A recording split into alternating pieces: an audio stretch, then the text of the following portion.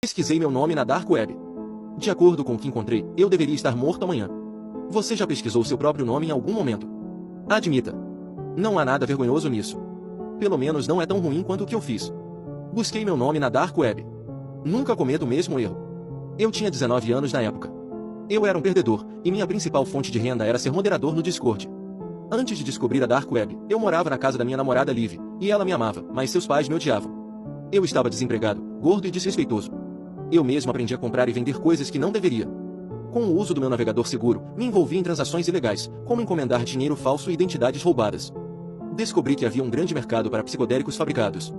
Eu frequentemente ia ao skate park para vender esses itens da paisagem mais obscura da World Wide Web.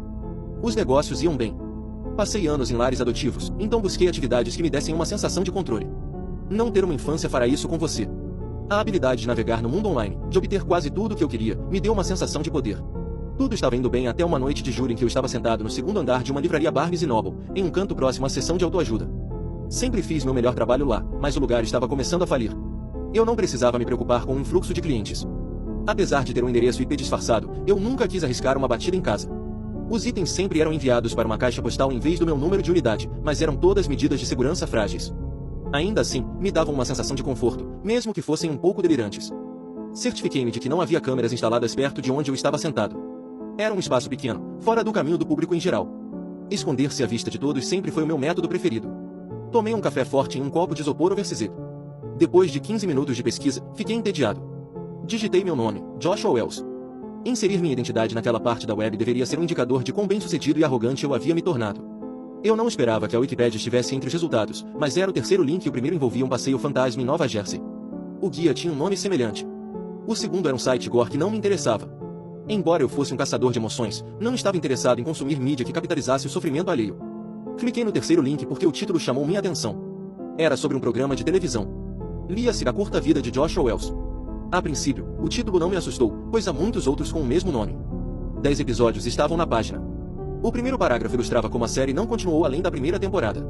Li o resumo do primeiro episódio apenas para passar o tempo. No episódio 1, o pai de Joshua é um conhecido e temido membro de gangue. Sua mãe é uma viciada em defesa. Ela tenta usar o próprio filho como mula de drogas em um voo de Boston para a Califórnia, na esperança de lucrar negociando narcóticos com uma grande empresa criminosa. Na chegada, as autoridades interceptam. O filho vai para o CPS. Ele vai para um porto seguro para crianças. O resumo me chocou, pois era muito parecido com minha própria experiência. Um pouco demais. Quem escreveu ou dirigiu o show não estava listado, mas indicava a data de transmissão. O mês e o ano dados coincidiam com a época em que circunstâncias idênticas haviam me acontecido. O nome do centro para onde fui também era chamado de Porto Seguro. Eu era muito jovem para lembrar muito, mas os fatos eram precisos. Demais. Comecei a me preocupar um pouco, mas apenas encolhi os ombros como uma coincidência incomum.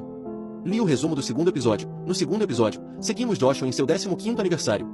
Ele vai a um centro de detenção juvenil pela primeira vez depois de atacar um professor atirando uma mesa nele. Embora tenha errado, o instrutor ainda apresenta acusações. Como ele não gostava muito do estudante, ele faz amizade com um arruaceiro chamado Ian. Eles escapam, mas não antes de uma grande briga com os outros adolescentes dentro da instalação. Termina com os dois capturados. Senti os pelos do meu braço se arrepiarem. Era incrível para mim quão semelhantes os eventos eram às minhas próprias experiências. Uma tontura leve me dominou, mas continuei para o terceiro, incapaz de evitar que meus olhos percorressem as palavras. No episódio 3, Joshua está livre. Joshua decide invadir a casa de um homem idoso de classe alta. Depois de observar o lugar por dias, seu objetivo é pegar todos os relógios Rolex da gaveta superior da comoda do homem idoso. Quando entra na casa, Joshua descobre que o proprietário não fez sua viagem de cruzeiro planejada.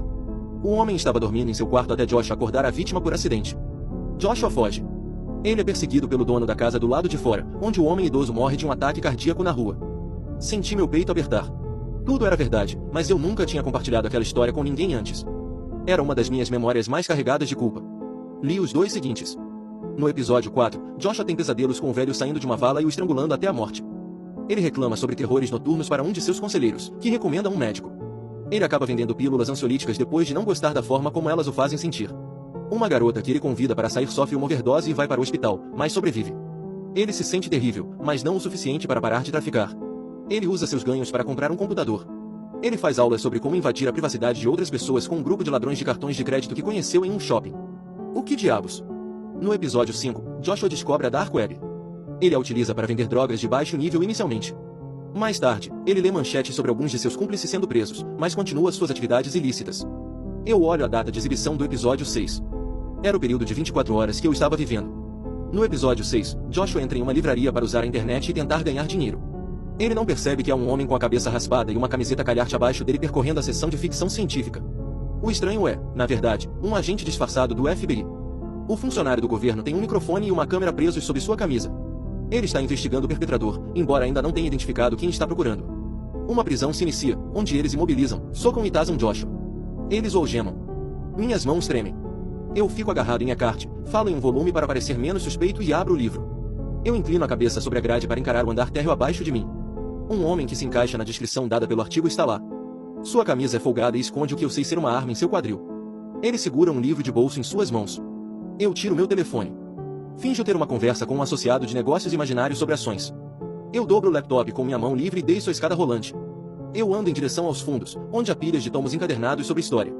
Eu encontro uma porta desprotegida e passo por ela. Eu estou no depósito. Caixas lacradas estão empilhadas por toda parte. Eu não vejo nenhum trabalhador e corro para uma saída traseira. Eu corro por um beco largo entre o prédio e fileiras de motéis. Eu passo por uma galeria de arte e uma loja de bebidas antes que meu batimento cardíaco diminua.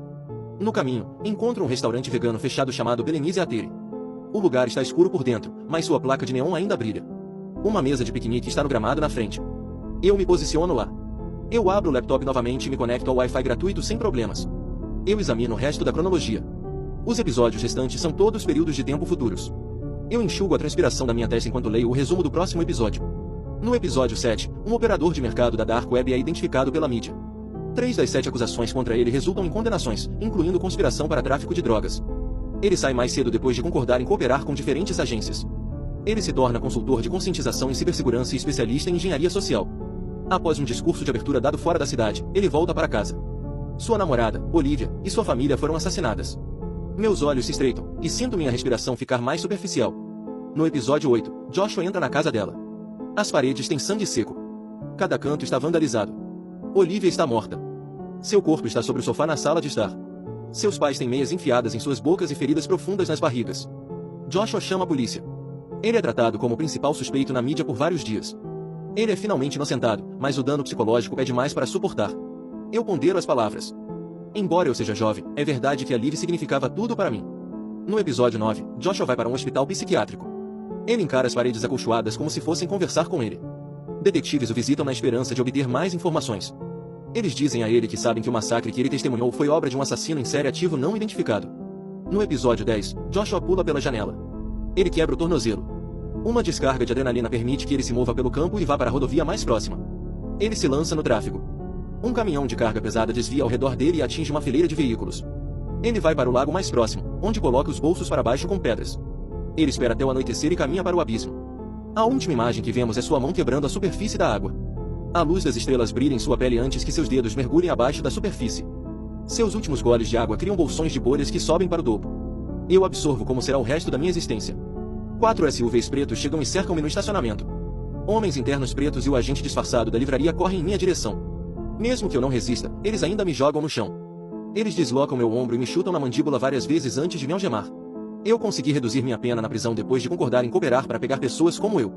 Após minha data de liberação, tentei acessar aquele link sem sucesso. Eu não entendi como aquele artigo existia em primeiro lugar. Eu li que o estresse de alto nível pode abrir insights e portais para o desconhecido. Eu apostaria nesta última ideia, embora às vezes eu pense que talvez não seja para mim saber.